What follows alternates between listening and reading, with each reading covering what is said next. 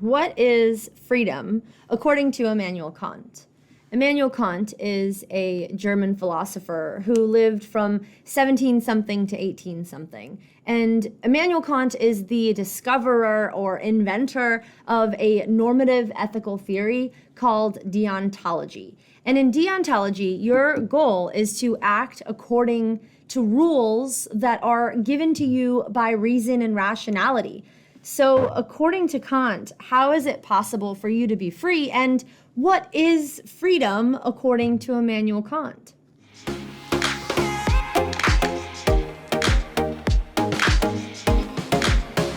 According to Immanuel Kant, there is only one way for you to have your acts be counted as moral or immoral.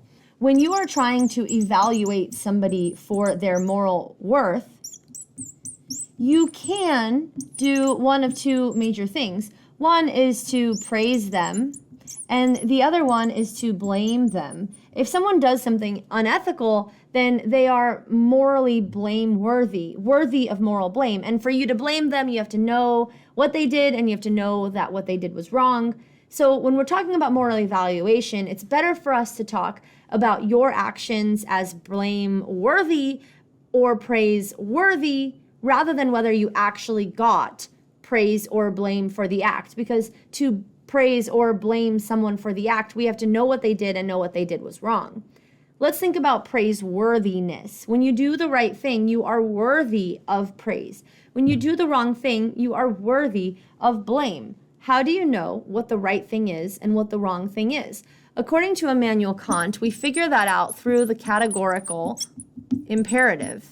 The categorical imperative has several formulations, and each one of them is telling you to act in a way that is in accordance with a universal law.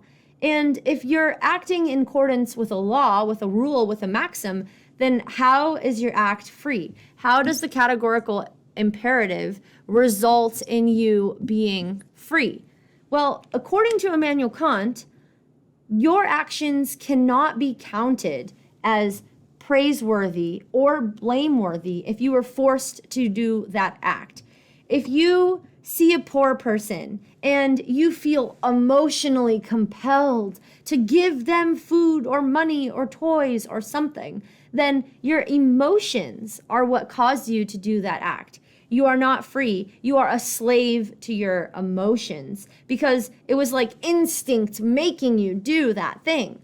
Or if there was some man-made law, like in politics, based on the government, telling you that you have to do this thing, like you have to pay your taxes so that the government can reallocate those funds into welfare programs to help those impoverished people, then you're only feeding into the welfare system because it's a law. Again, you're not doing it freely.